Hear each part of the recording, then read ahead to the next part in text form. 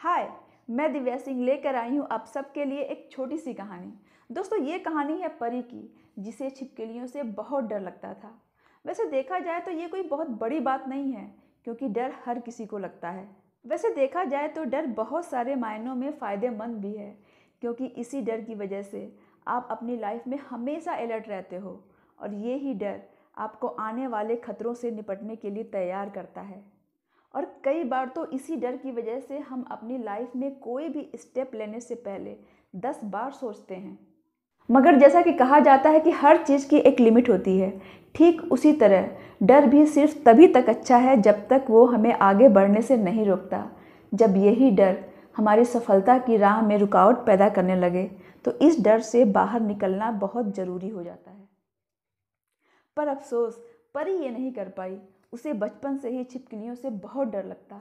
जब भी वो कोई छिपकली देखती, वो बहुत डर जाती, जोर जोर से चिल्लाने लगती, इधर उधर भागने लगती। खैर, धीरे धीरे इसी तरह वक्त गुजरता गया। वक्त के साथ परी भी बड़ी हो गई। पहले उसने अपनी पढ़ाई पूरी की, फिर दूसरी लड़कियों की तरह परी की भी शादी कर दी गई। शादी के बाद सब कुछ एकदम नॉर्मल था। अब परी माँ बनने वाली थी। घर में सभी लोग बहुत खुश थे। मगर अचानक एक कॉम्प्लिकेशन के कारण परी की प्री मेच्योर डिलीवरी करनी पड़ी। परी ने एक बेटे को जन्म दिया। इस दौरान काफ़ी ब्लीडिंग होने के कारण परी की हालत काफ़ी गंभीर हो गई। फिर डॉक्टरों की काफ़ी कोशिश के बाद सब कुछ नॉर्मल हुआ। अब परी को नींद आ चुका था, लेकिन जब परी की आंख खुली तो उसने सामने छिपकली देखा, और छिपकली को देखते ही परी को जाने क्या हो गया, बिना कुछ सोचे समझे वो बेड से कूद पड़ी। इधर उधर भागने लगी, जोर जोर से चिल्लाने लगी। आवाज़ सुनकर हॉस्पिटल स्टाफ और परिवार के सारे लोग दौड़ कर आए। परी को समझा बुझाकर शांत किया और बेड पर लेटाया। इस भाग दौड़ के दौरान परी ने ध्यान ही नहीं दिया कि उसके हाथ में लगी ड्रिप की सुई उखड़ चुकी थी।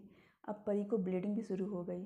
डॉक्टरों ने परी की हालत को काफ़ी गंभीर बताते हुए उसे बड़े सेंटर पर ले जाने के लिए कहा। उसे बड़े सेंटर पर ले जाया गया।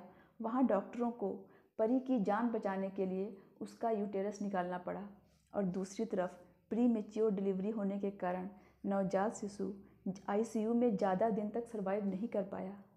दोस्तों, कहानी तो यहीं ख़त्म हो गई, मगर स्टोरी से साफ जाहिर है कि डर हर किसी के अंदर होता है।